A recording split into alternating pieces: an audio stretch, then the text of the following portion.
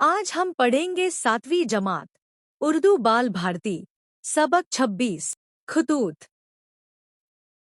पहली बात, खत दूर दराज इलाकों में रहने वाले रिश्तेदारों से मुलाकात का एक जरिया है। 4 जुमले लिखकर हम अपनी खैरियत से उन्हें आगाह कर सकते हैं और उनकी जानिब से आए हुए खत से हमें वहाँ के हालात का इल्म हो जाता है। आज अगरचे बरकी मुरासलत ने खत निगारी की रिवायत पर असर डाला है, मगर इसकी अहमियत में कोई फ़र्क नहीं आया। यही वजह है कि खत के आने से आज भी खुशी का वैसा ही इजहार किया जाता है जैसा गुज़िश्ता ज़माने में किया जाता था। टेलीफोन और मोबाइल का चलन आम होने के बावजूद आज भी खत का इंतज़ार किया जाता है। खत निगारी का चलन पहले ज़माने में इतना था कि उसने एक फ़न की सूरत इख्तियार कर ली थी। ज़ैल के सबक में उर्दू के 2 अहम अदीबों के खतूत दिए गए हैं जो खतूत निगारी का अच्छा नमूना पेश करते हैं। जान पहचान। डिप्टी नज़ीर अहमद सरसैयद के साथियों में से थे। वह 1836 में बिजनौर में पैदा हुए। इब्तिदाई तालीम उन्होंने घर पर हासिल की, फिर आली तालीम के लिए दिल्ली गए। वह पहले मुदर्रिस, फिर महकमा तालीमात में डिप्टी इंस्पेक्टर हुए। उन्होंने हिंदुस्तानी कानून का तर्जुमा किया। उस वक्त के गवर्नर ने खुश होकर उन्हें डिप्टी कलेक्टर बना दिया। नज़ीर अहमद उर्दू के पहले नावल निगार कहलाते हैं। अपने नावलों में उन्होंने हिंदुस्तानी मुसलमानों के मौशरे की इस्लाह पर खूब लिखा है। वह औरतों की तालीम के बहुत हामी थे। मिरातुल-उरूस, बनातुन-नश, तौबतुन-नसूह और इब्नुल वक्त उनके मशहूर नावल हैं। उन्होंने कुरान का तर्जुमा भी किया है।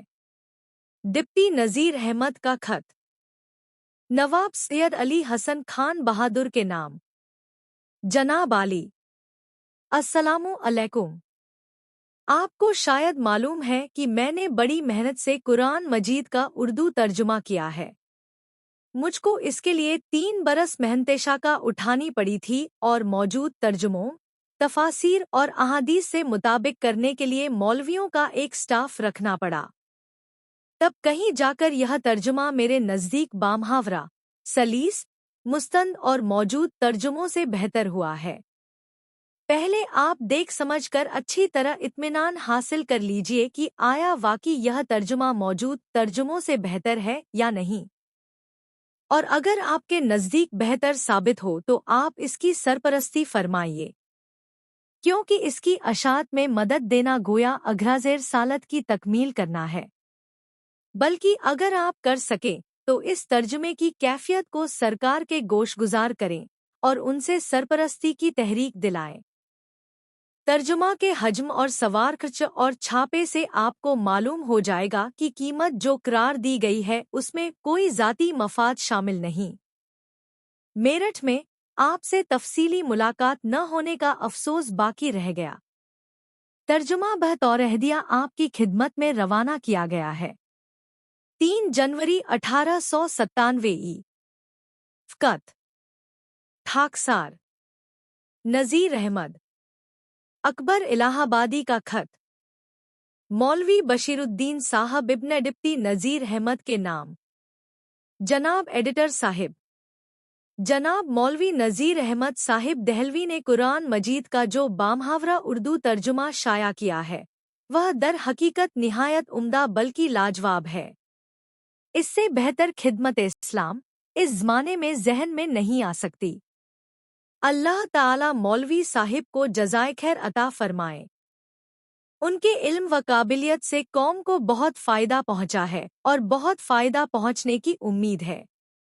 कुछ मकामात पर मुझको शुबहा पैदा हुआ है, या तो मेरा शुबहा बेजा है और ऐसा होना कुछ बैद नहीं, क्योंकि बगैर इल्म की रोशनी के महज अक्ल व क्यास को इस मंजिल में कहाँ तक रसाई हो सकती है, या फ़िलवा के तर्जुमा में कुछ गलती हो गई है। ऐसा होना भी कुछ बैद नहीं, क्योंकि मौलवी साहिब के मददगार और बुजुर्गवार भी थे। शायद किसी ने गलती की हो और नज़रसानी में उस पर निगाह न पड़ी हो। इतने अजीम और शान कानून फितरत के तर्जुमे में अगर कहीं दो चार लफ्जों पर नजर न पड़ी तो कुछ तज्जुब नहीं। अब मैं एक शुबहा बयान करता हूँ। सूरा वत्तीन का तर्जुमा हस्बेज़ैल किया गया है। हमने इंसान को बेहतर से बेहतर साख्त का पैदा किया, फिर हम उसको बूढ़ा करके कमतर से कमतर मखलूक के दर्जे में लौटा लाए।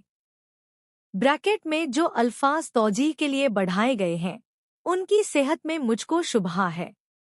दर हकीकत तर्जुमा गलत नहीं है, मानी में शायद गलती हुई है।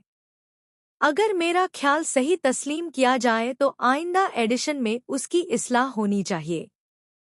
सैयद अकबर हुसैन, अजिलाहाबाद।